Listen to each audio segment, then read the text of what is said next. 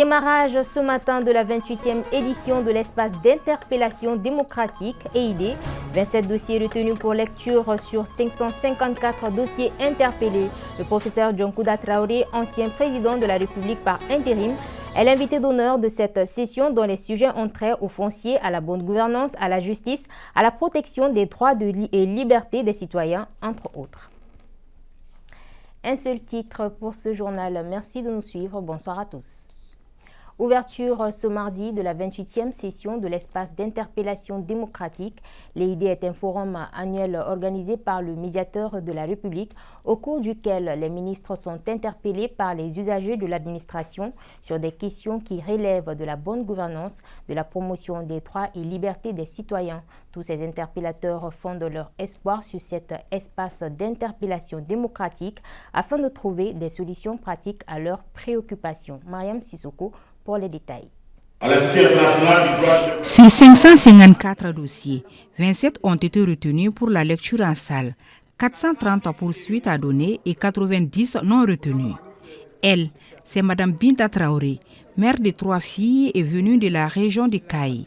Elle est présente ce mardi 10 décembre pour un problème de litige foncier depuis plus de 10 ans.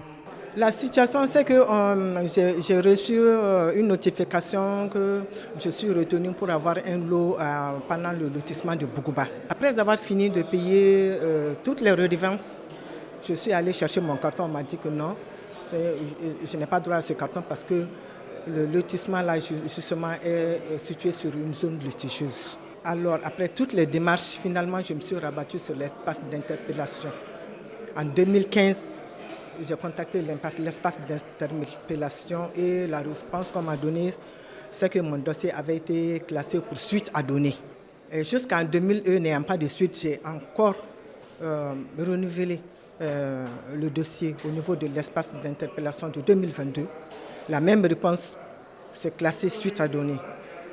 Et puisque je n'arrive toujours pas à recevoir la suite, j'ai réitéré ma demande auprès de cette 28e édition et j'espère franchement que cette fois-ci, je vais avoir une suite. Plus de 35 ans au tribunal, Boubacar Coulibaly est là aujourd'hui pour réclamer ses droits, c'est-à-dire le reste de son argent.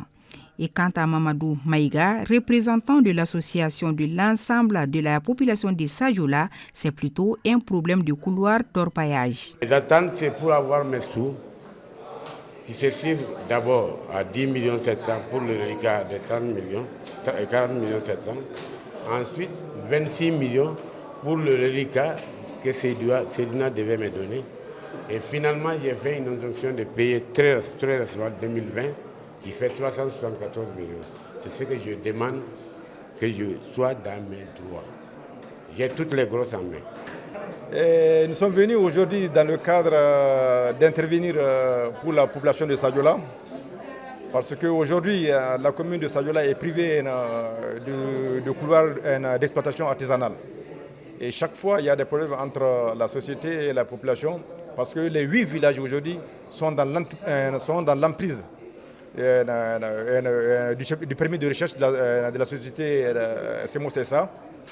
Donc aucune activité n'est permise dans ce permis.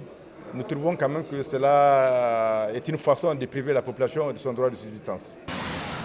Si certains ignorent l'existence de cette journée d'interpellation démocratique, d'autres saluent l'initiative des autorités dans cette défense des droits des sans-voix. Alors, est-ce que vous connaissez l'EID ? Je ne connaissais pas l'EID, mais grâce à vous, je viens de l'apprendre.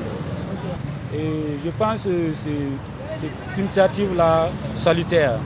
Et grâce à cette initiative, les pauvres aussi, dont je parlais des démunis, auront leur voix de s'exprimer au vu de la justice malienne.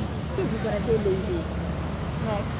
Espace d'interpellation pour les citoyens, pour la population. Je les encourage pour ceux qui sont là à faire maintenant. C'est une très bonne initiative parce que ça permet aux citoyens de s'exprimer à travers eux. Vraiment, c'est une très bonne initiative qui, de longtemps, a toujours été vraiment un espace pour les sans-voix de s'exprimer, de demander aux autorités les réparations pour les préjudices subis. c'est une initiative vraiment à féliciter. Les interpellateurs fondent leur espoir sur le médiateur de la République pour trouver des solutions pratiques à leurs préoccupations légitimes. Ce matin, je suis là dans le cadre de l'espace d'interpellation démocratique, EID. Voilà, comme c'est un espace où en réalité c'est un recours pour les citoyens. Et en même temps également, les enseignants du privé souffrent en réalité d'un mal, donc dont l'État en réalité, je ne sais pas s'ils sont au courant ou pas, mais en réalité c'est une situation très inquiétante. Donc ici l'EID, franchement, représente pour nous en réalité l'occasion de nous faire entendre et en même temps vraiment de trouver en même temps une satisfaction. Voilà, par rapport tout simplement à notre interpellation. Pour rappel, l'EID a débuté en 1994 sous l'impulsion du ministère de la Justice, en collaboration avec les départements de la culture et de la communication, avant d'être institué en forum annuel 2 ans plus tard en 1996. Après 2 décennies de pratique, l'organisation de ce forum est confiée au médiateur de la République depuis 2012. Cette année, le jury de 9 membres est présidé par l'ancien ministre Chekine Detieba Kamisoko et l'invité d'honneur est le professeur Djongouna Traoré, ancien président de la République par intérim. Voilà, les travaux de cette 28e session de l'espace d'interpellation viennent de prendre fin au CICB. À l'issue des interpellations, le jury d'honneur a formulé des recommandations pour la résolution des problèmes présentés lors de cette session. Et quant au Premier ministre, chef du gouvernement, il a salué les efforts fournis par le bureau du vérificateur général et il rassure que les recommandations issues de cette session seront prises en compte dans la mesure des capacités du gouvernement. Vous aurez plus de détails sur la clôture dans nos prochaines éditions. Dans la mouvance des 16 jours d'activisme contre les violences basées sur le genre, le réseau des femmes leaders d'Afrique a organisé hier une journée d'échange et de sensibilisation intitulée Refa Talk. Objectif, encourager les femmes leaders et les partenaires engagés à unir leurs efforts pour lutter contre les VBG. Tenu au Centre national de documentation et d'information sur la femme et l'enfant, le thème retenu est Leadership féminin, un combat collectif contre les violences basées sur le genre. Reportage Cheikh Oumar Kamara. Conjuguer les efforts des femmes, surtout les leaders et les partenaires entre autres, pour lutter efficacement contre les VBG, c'est la quintessence de cette journée d'échange. L'activité s'inscrit dans le cadre de la dynamique des 16 jours d'activisme. Nous avons voulu réunir les femmes du réseau pour un peu discuter sur les violences basées sur le genre. La finalité recherchée, c'est de faire en sorte que tous les pays de l'Afrique de l'Ouest puissent être en consortium sur l'autonomisation des femmes, pour que les femmes puissent s'autonomiser par elles-mêmes. De mieux en mieux, les femmes sont impliquées, de mieux en mieux, les femmes se sentent intéressées et elles recherchent leur autonomisation également. Au cours de cette cérémonie, les panélistes, toutes des femmes, ont tour à tour évoqué les différents cas de VBG et les défis de la lutte contre ces fléaux. Des attestations de participation ont été remises à 150 femmes qui ont pris part à la première édition de Refa Talk, qui veut dire appel de Refa. Nous avons pu enseigner aux participants la violence basée sur le genre. On a essayé de donner la parole, c'est comme ces interactions. Chacune de nous peut avoir des idées, donc nous on ne va pas polémiquer et prendre le débat nous seuls. Mais il faudra que les femmes aussi essayent de nous donner des exemples qu'elles connaissent. Et maintenant, ensemble, trouver une solution. Nous devons vous fournir beaucoup d'efforts et ça reste beaucoup à faire. Il faut qu'on éduque bien nos enfants. L'éducation de base. Moi, je trouve que c'est vraiment une journée idéale, très intéressante de pouvoir écouter les femmes et pouvoir partager les vécus des femmes pour que la société puisse avoir une conscience envers les femmes pour que cette violence soit vraiment suspendue ou à ne plus à pratiquer à jamais. Ce que j'ai remarqué aujourd'hui, je trouve que les femmes commencent à être très ouvertes.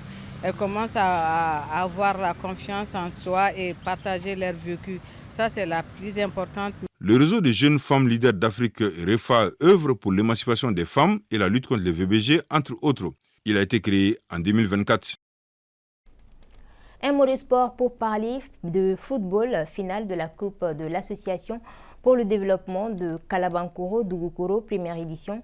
Pour la rencontre, l'équipe de Kabalawoyo s'est imposée devant celle de la 5e division de Tiembani, 4-2. Le résumé de la rencontre, c'est avec Moussa Diabaté. L'équipe de Kabalawoyo, ici en jaune, affronte celle de la 5e division de Tchembani en finale de la première édition de la Coupe à JDKD. Des personnalités de rang du pays ont honoré de leur présence à cet événement. Vous voyez que la finale est très agréable. Donc nous sommes engagés à faire cela parce qu'il faut continuer à soutenir la jeunesse.